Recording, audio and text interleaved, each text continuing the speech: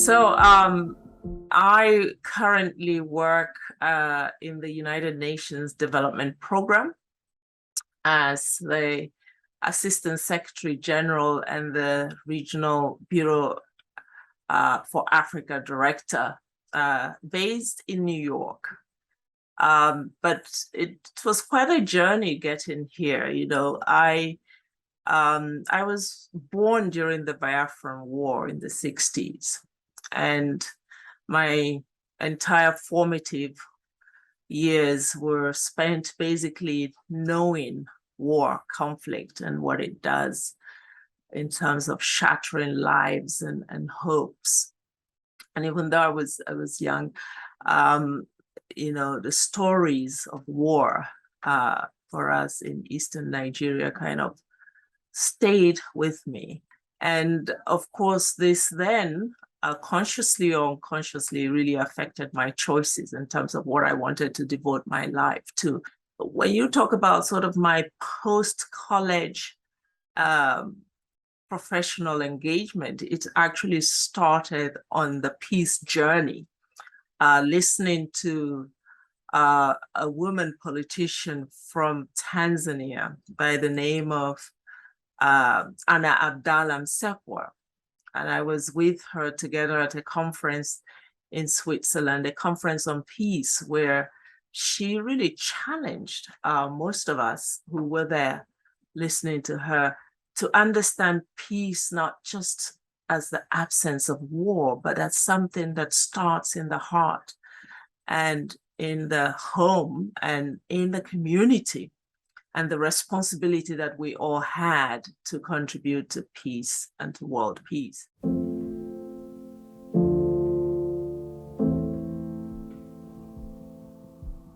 Actually, there's never been any time in recent history where this day that is being celebrated is been as meaningful as it is this year, because obviously the world is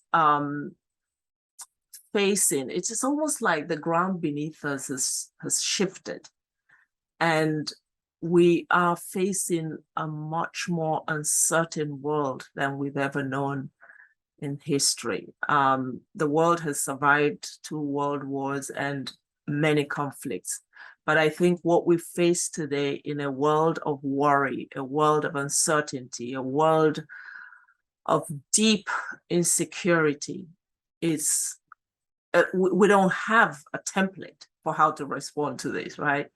A world where obviously planetary changes have overtaken everything that we ever knew, where we've just had a pandemic that's upended the world and created such deep vulnerabilities.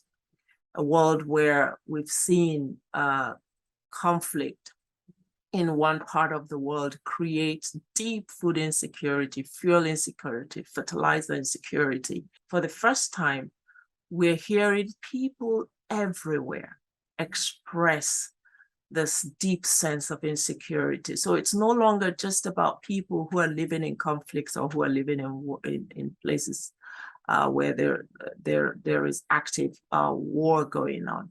Everyone feels unsettled right now about where our world is at, with so many unknowns. As we celebrate this year, I think it's just phenomenal that a concept like this could be brought to bear on the level of insecurity and uncertainty and unsettlement that we see the world experiencing.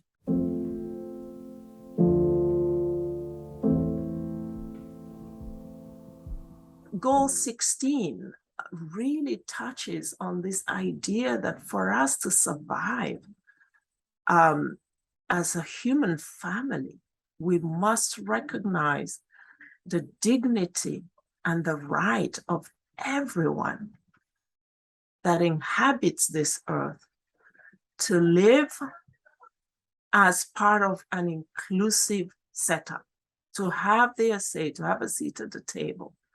And that when there is conflict and when wrongs are done to people, that they can be addressed. That, because peace is also not about not having conflict. Conflict will be there. But how do we address conflict in ways that make people feel that their grievances have been addressed? So I think that we have a huge instrument here in XDG 16 to really challenge the norms that create conditions that marginalize so many in society and therefore create deep divisions that then eventually lead to a deterioration of peacefulness.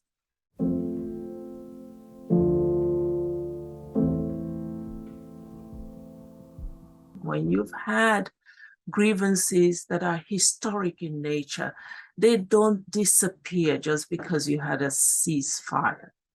You really need to invest in people coming together and addressing in a meaningful way those divisions.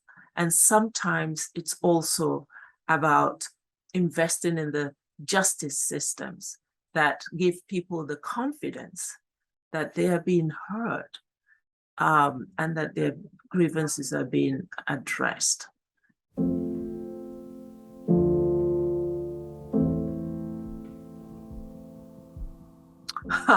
That's a very good one. You know, I think that all of us bear a responsibility. You know, this morning walking out the door, I was speaking with my daughter who is only 11, and she was telling me she had a little fight with her friend at school the previous day. And as she walked out the door, I said, don't forget that you have to sit with your friend and find a resolution to your differences. And she nodded in agreement. And I think that we start in the home, really, if we want to be part of this, first to take the responsibility to make sure that we're creating spaces and we're nurturing generations that embrace the idea that everyone must be respected, that everyone should be given an equal chance to live out their potential.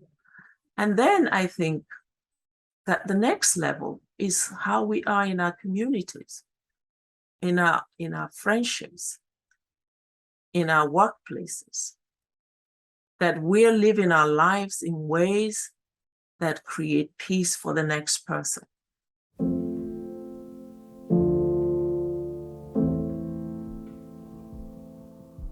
First of all, as the UN Development Program, one of the areas where we focus on is what we call governance, good governance, because for us, this is really at the heart of making sure that the systems, the institutions have that integrity to deliver for people and to deliver in an inclusive way.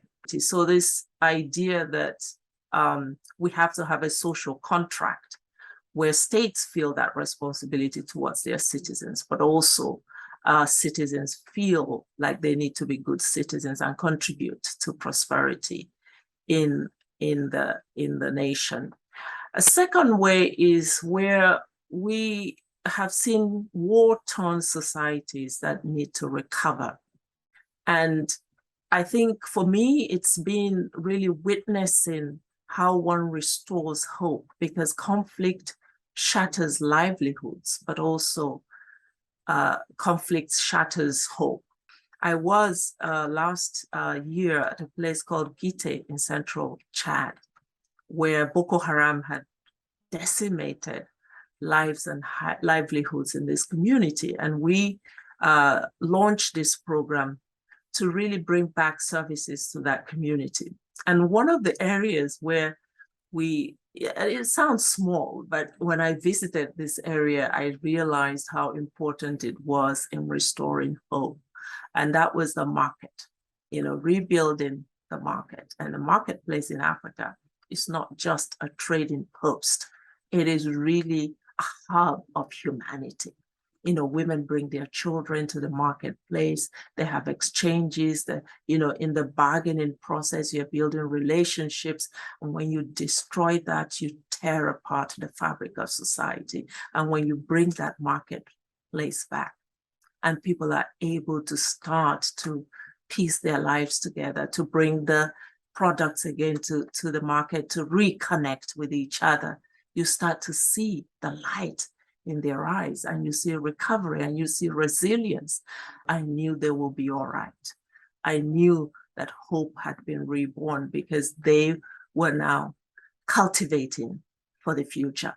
So I think in all the equation that we're looking at, restoring hope is a fundamental part of charting this path towards peace.